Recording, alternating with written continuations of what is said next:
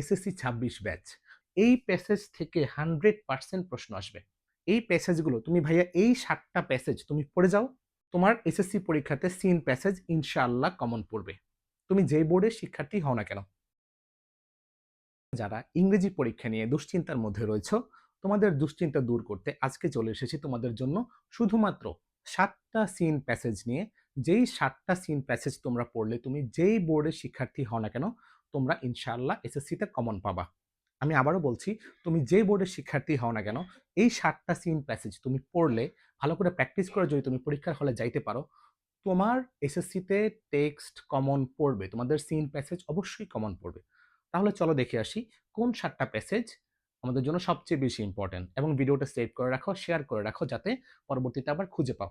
তো প্রথমেই আমাদের সামনে যেটা দেখতে পাচ্ছি এটা হচ্ছে মেহেরজান। এই মেহেরজানের যে প্যাসেজটা আছে এই প্যাসেজটা খুবই ইম্পর্টেন্ট। কেন ইম্পর্টেন্ট? কারণ এই প্যাসেজটা ক্লাইমেট চেঞ্জের সাথে রিলেটেড, এবং আমরা গত বছরগুলোতে আমরা দেখেছি যে ক্লাইমেট চেঞ্জের সাথে রিলেটেড যে প্যাসেজগুলো রয়েছে এই প্যাসেজগুলো থেকে সবচেয়ে বেশি পরিমাণ পরীক্ষায় আসছে। তোমাদের সারা বই থেকে যদি একটা প্যাসেজ পড়ার কথা আমি বলি তাহলে সেটা হবে মেহেরজান। তার পরবর্তীতে আমরা দেখতে পাচ্ছি এখানে রয়েছে ম্যান অ্যান্ড ক্লাইমেট। এই প্যাসেজটা খুবই ইম্পর্ট্যান্ট তোমাদের পরীক্ষার জন্য, বেশ কয়েকটা বোর্ডে আসছে, এবং এই বছরেও বেশ কয়েকটা টেস্ট পরীক্ষাতে, বেশ কয়েকটা ভালো ভালো স্কুলের টেস্ট পরীক্ষাতে এই ম্যান অ্যান্ড ক্লাইমেট কিন্তু এসেছে, এবং এই প্যাসেজটা আমাদের এসএসসি ২৬-এর জন্য খুব বেশি ইম্পর্ট্যান্ট। তারপর যদি আমরা দেখি এখানে রয়েছে প্রীতিলতা ওয়াদ্দেদার এবং জহির রায়হান। এই দুজনের মধ্যে প্রীতিলতা ওয়াদ্দেদারটা সবচেয়ে বেশি ইম্পর্ট্যান্ট, এবং প্রীতিলতা ওয়াদ্দেদার থেকেও এই পরীক্ষাতে তোমাদের এসএসসি ২৬-এর জন্য পরীক্ষাতে সিন প্যাসেজ হিসাবে আসতে পারে। তারপর যদি আমরা দেখি, তারপর রয়েছে মালদ্বীপস। আমাদের ৫টা নাইবর সম্পর্কে আমাদের ৫টা প্যাসেজ রয়েছে। এই ৫টা প্যাসেজ থাকার পরেও মালদ্বীপসটা এখান থেকে সবচেয়ে বেশি ইম্পর্টেন্ট। তার কারণ কি? ওই সেম, এটাও ক্লাইমেট চেঞ্জের সাথে সম্পর্কিত। তারপরে তোমরা দেখতে পাচ্ছ এখানে রয়েছে আর্ট শুড কমফোর্ট। এই প্যাসেজটাও খুবই ইম্পর্টেন্ট তোমাদের এসএসসি পরীক্ষার জন্য। তারপরে রয়েছে গ্রাফিতি।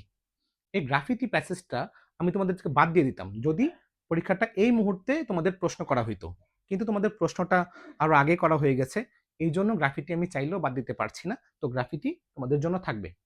তারপরে ৭ নম্বরে রয়েছে আ পাউন্ড অফ ফ্লেশ। এর মধ্যে স্পেশালি পার্ট 3 যেটা হচ্ছে দ্য ট্রায়াল। হ্যাঁ, আ পাউন্ড অফ ফ্লেশ এই প্যাসেজটা তোমাদের জন্য অনেক বেশি ইম্পর্টেন্ট। এটা সিন প্যাসেজের জন্য ইম্পর্টেন্ট, এটা আনসিন প্যাসেজের জন্য ইম্পর্টেন্ট। ওই যে ৯ নংয়ের যে প্যাসেজগুলো থেকে প্রশ্নের উত্তর আসে, এই প্যাসেজ থেকে 100% প্রশ্ন আসবে। 100% এই প্যাসেজ থেকে প্রশ্ন আসবে। হুম? তাহলে এই ৭ টা প্যাসেজ যদি তোমরা ভালো করে পরীক্ষার আগে বাসায় প্র্যাকটিস করে ভালো করে পড়ে যাও, এবং ভালো করে পড়া বলতে এমন যে এই ৭ টা প্যাসেজ তোমরা এমন ভালো করে পড়বা যাতে এই প্যাসেজগুলো থেকে সিন না, আনসিন থাকলেও তোমরা প্যাসেজ সামনে না থাকলেও তোমরা এটা থেকে এমসিকিউ বা কোশ্চেন আনসার করতে পারো। এতটাই ভালো করে পড়তে হবে। এখন যেহেতু তোমাদের পরীক্ষা খুবই সন্নিকটে, এই যে ৭ টা প্যাসেজ আমাদের সামনে আমরা দেখলাম এখন, এই ৭ টা প্যাসেজ একটা প্যাসেজও বাদ দেয়া যাবে না। তুমি যেই বোর্ডের শিক্ষার্থী হও এখান থেকে একটা প্যাসেজও বাদ দিতে পারবা না।